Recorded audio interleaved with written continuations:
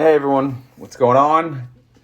It's time to do another review of another income ETF.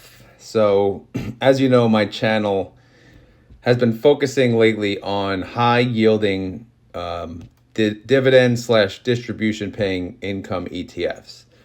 My content obviously is heavy on Tesla and the Yield Max ETFs. However, it doesn't mean I'm not venturing out and researching other funds.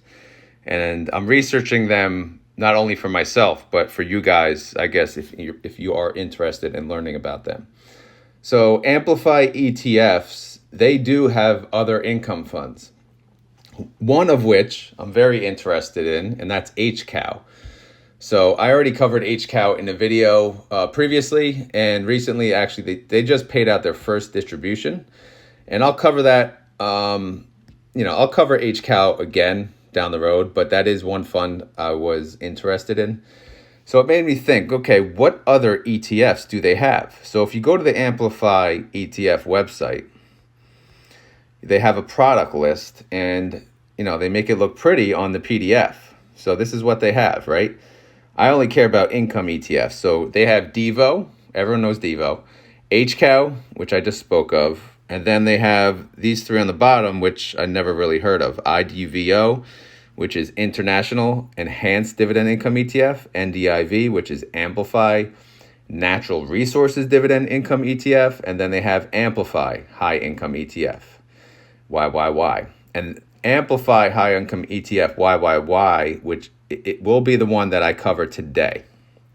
So, and the reason is because I saw it said closed-ended funds. And for the longest time, everyone has been asking me to do a review on some of these closed-end funds.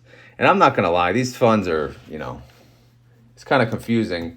So I need a little more time if I'm going to start doing that. Because my reviews on, I'll say your everyday average ETFs are a little easier and take less time. And I'm able to do it with the chaos of children around screaming and yelling in my face. But if I'm going to do a review on an individual closed-end fund, it may take a little time. However, this one was not that bad.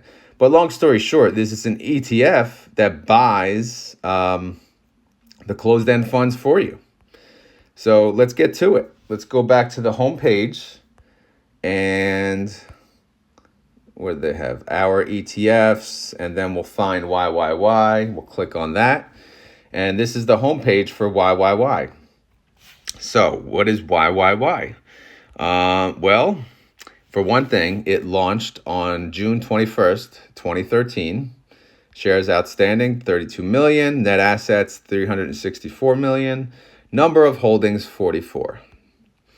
Management fee, 0.5%. However, they also have acquired fund fees and expenses of 2.22%. So out of pocket annually, you're looking at 2.72%. Is it worth it? Let's get to it and see if it is. What else? A lot of documents here, which I'll get into in a second. Let me keep going down. You can subscribe to get the latest news on Amplify. And I'm not going to lie, Amplify's mobile website is impressive. Some of these mobile websites are a joke. So why would you invest in YYY? It's for distribution potential, because YYY, I'm going to get it. It's going to get annoying me saying that. I know that.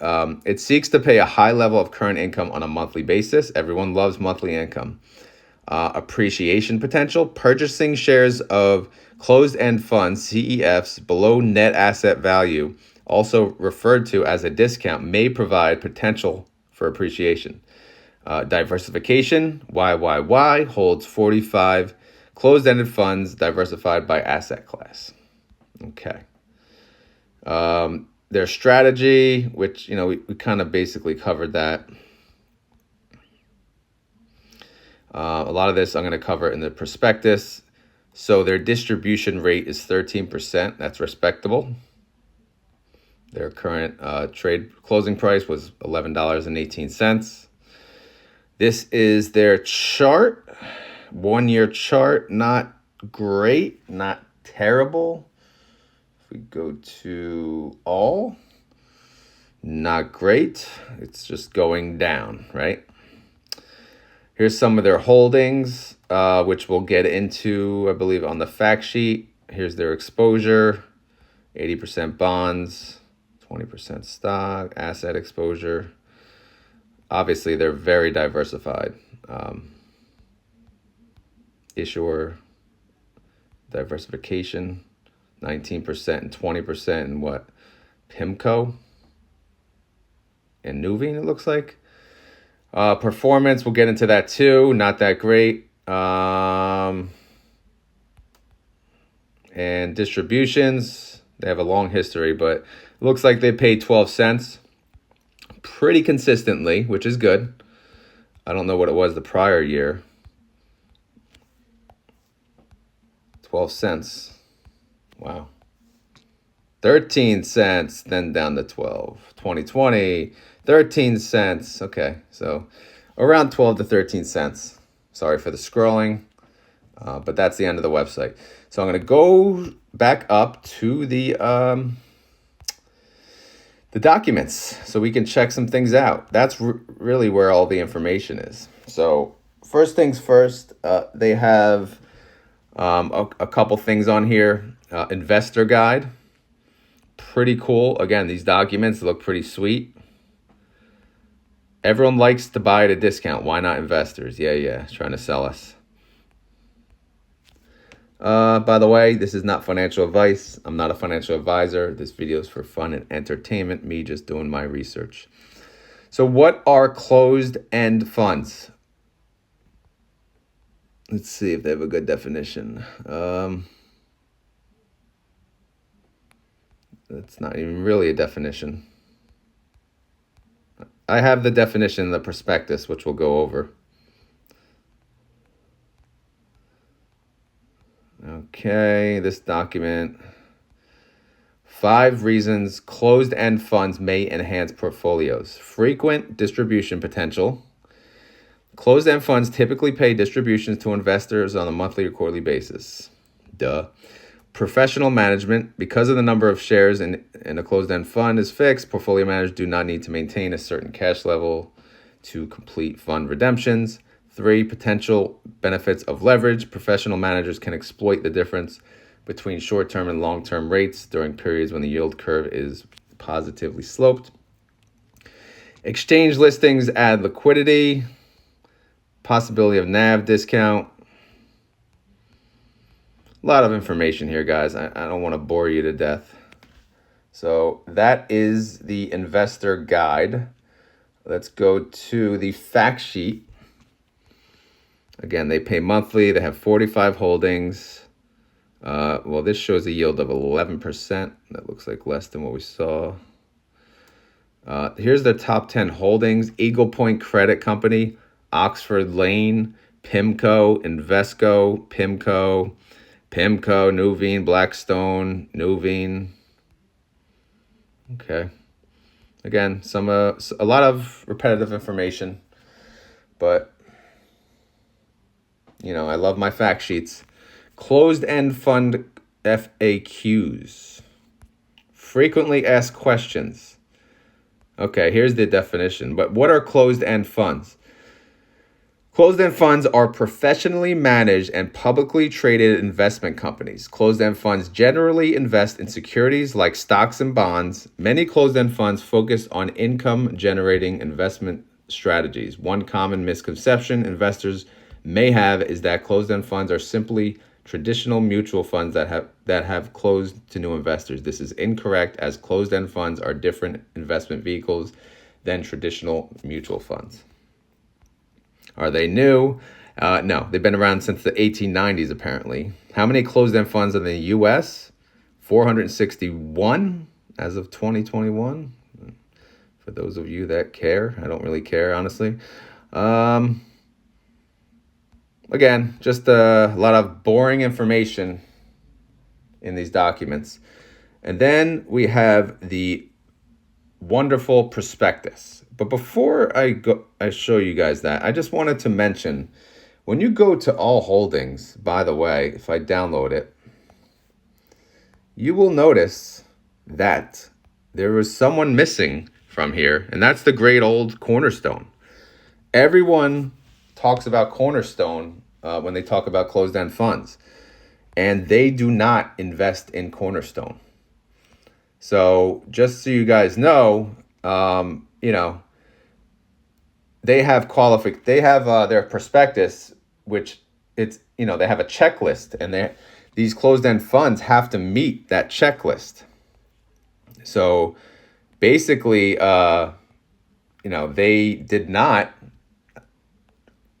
Cornerstone did not meet that checklist. They did not meet the qualifications to be a part of this fund. I just wanted to let you guys know that because a lot of people love Cornerstone. So when we go through the checklist, I guess you guys can make the decision. Maybe Cornerstone's the best, and maybe this ETF only buys from their friends in big places. I don't know, but I just wanted to throw that out there. So here's the prospectus right here. But as you know, I always save it on my own and do a lot of highlighting, and here we are. So the prospectus is dated February 28th of this year, 2023. So it's not too old. Okay, so we kind of, again, some repetitiveness, so I apologize, but we have to cover it. The prospectus is really what they go by.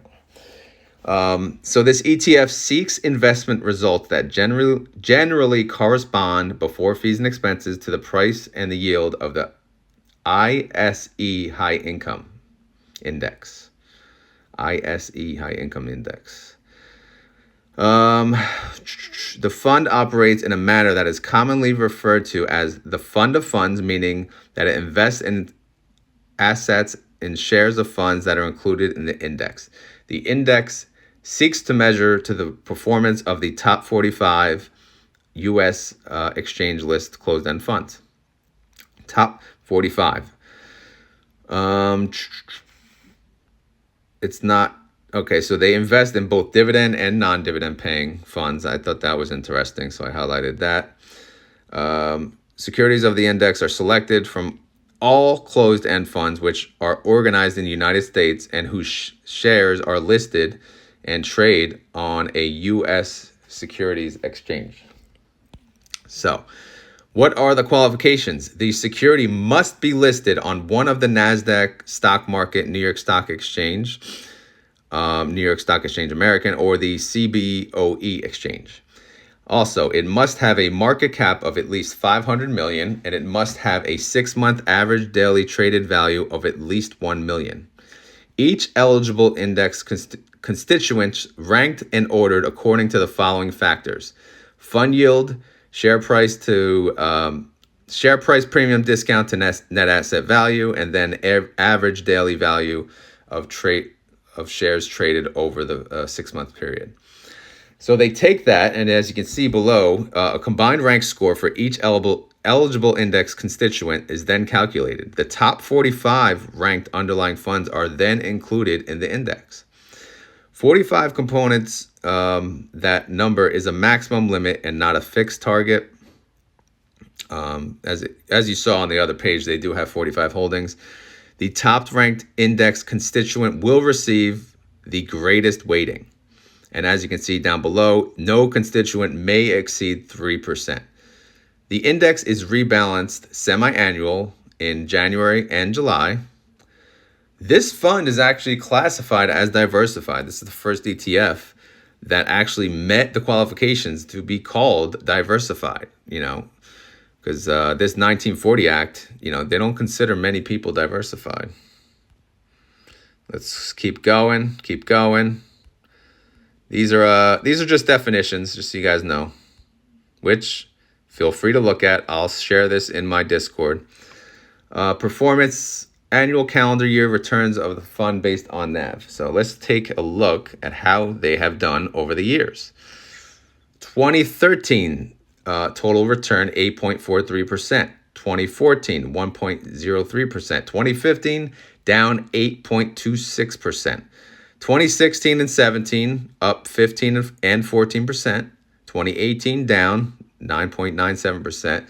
2019 great year, 21.75%. 2020 not a great year, but it's only down 1.2%.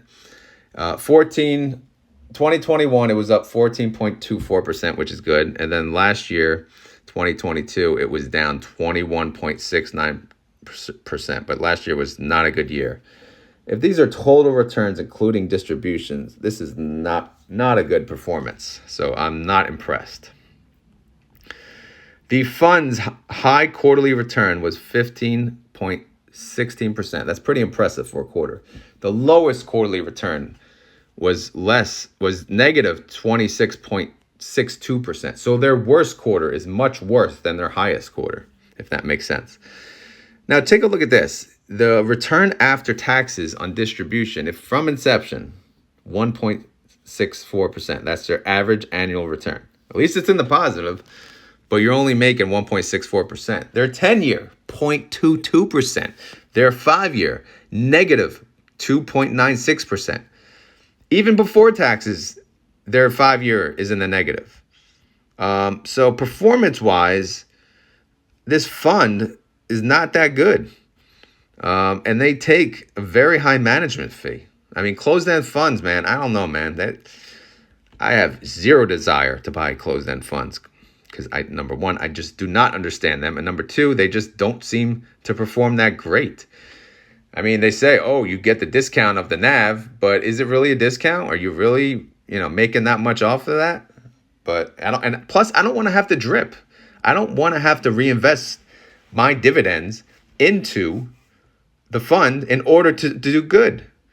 I mean, I hate to say the word, but that's the definition of a Ponzi scheme. Obviously, this is not a Ponzi scheme, so relax. But you get the point. You have to keep reinvesting your money to do good, and that's the only way. I don't like that. Anyway, let me continue. So you can see how the returns do against the S&P. Not good. The fund's past performance, I love how they put this in here. The fund's past performance before and after taxes is not necessarily an indication of how the fund will perform in the future. Well, I certainly hope not. Management of the fund, Amplify Investment is the investment advisor, and Pensera Capital Management is the sub-advisor. Okay, let's scroll down. What else we got here? We ain't got much. So here's the definition in the prospectus of closed-end funds. Closed-end funds are investment companies registered with the U.S. Securities and Exchange Commission that issue a fixed number of shares through an initial public offering, after which shares will typically be traded on an exchange such as the New York Stock Exchange or the NASDAQ National Market System. So that's the definition. There's more here. There's a lot to read. Needless to say, the summary of this ETF, this investment vehicle, is they will buy the best closed-end funds for you on your behalf, right? They will do that for you. However, you have to pay them 2.72%. So with the return you're getting, does it seem worth it? I mean, to me, again, if you look at the, annualized, the 10-year, this is a different presentation of it, performance. Their 10-year shows 2.64% on the fact sheet. Since inception, it shows 4.06%. So that is not matching the prospectus. I don't know what it says down below. But obviously it's a different way of looking at the fund for whatever reason, but they're showing this as a positive on the fact sheet. Their 1 year is showing up 10%. So this gives a different look at the returns. I don't know what they had on the prospectus, what they were comparing, but regardless. So yeah, a couple things. It's very expensive. So 2.72% out of your pocket per year. The plus is it'll do all the work for you. It'll buy these closed-end funds at the discount. It'll pick the best closed-end funds, and it'll hopefully make you money. I'm not seeing that, but maybe I'm wrong again. So maybe this actually does work out. But we saw the chart from the website too. I mean, I guess that's really the definition here of historical performance.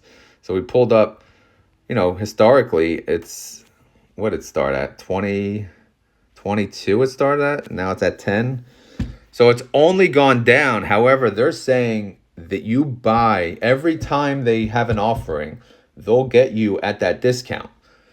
You may have to drip it though. You may have to invest your dividends or distributions into the fund to get the discount. That's how, like, Cornerstone works, at least.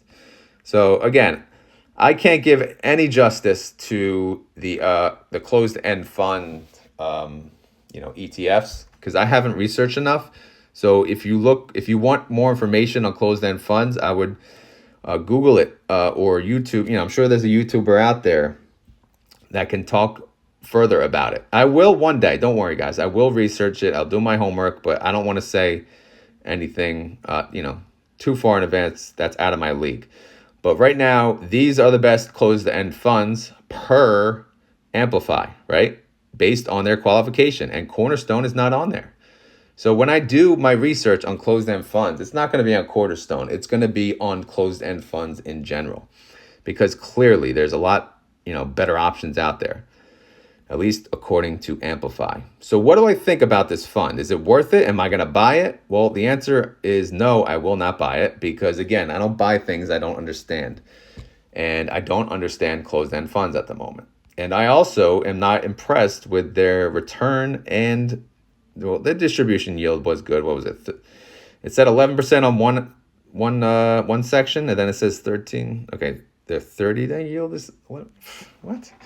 Distribution rate. I'm just going by the distribution rate here, 13%, and that's pretty good. But I can get that elsewhere. I can beat that, on a fund that I understand more. So, But long story short, this is not a fund I will be investing in. But if you're someone who likes closed-end funds, then maybe this is for you. Unless you have the time to research and get involved with the offering, then that's another story. But some people don't. Some people don't have that kind of time. So that's what this ETF is here for. Clearly, it's complicated because that's why they're charging 2.72%, right? But even if you understand it, even if you get the best price, is the performance even really there? I feel like there's so many better options. If I am missing something on these closed-end funds, like, just tell me what I'm missing. I don't see it. I'm not seeing it. But again, what do I know, right? Just a stupid ass YouTuber. But anyway, I just wanted to cover this. I thought it was interesting because a lot of people do love closed-end funds, and I wanted to let them know there's a closed-end fund ETF out there. So I will cover the other Amplify ETFs in time. As you know, they have a list, and I'll cover the other income ones when I get a moment. If there's any one in particular that you prefer I do next, obviously I'm going to do HCAO again, so don't mention that one. I'll do that one in time because that one I'm actually going to buy into at some point. But between Devo, IDVO, or NDIV, let me know if there's any of those you want me to do a review on, or it doesn't have to be Amplify. Let me know if there's any other income ETFs in general you want me to do a review on. So that's all I got for today. If you guys enjoyed this video, as always, please click like. It's very much appreciated. If you have comments, questions, or feedback, leave it down below. If you hated the video, sure, you can mention that too. No worries. It's all good. I'm no expert here. I'm just a guy sharing what I know as I go on my investment journey till I can retire on dividends. And then I'll continue to make content when I'm retired, or if I ever retire. But anyway, this is not a fund I will be buying anytime soon. But maybe that'll change when I understand closed-end funds further. So, and if you're a closed-end fund guy, feel free to leave your channel on the comments. I have no issues with that. Leave a video, your favorite video that you did on closed-end funds. That'll be cool too. All right, I'm out of here, guys. Have a great day, and I'll talk to you later.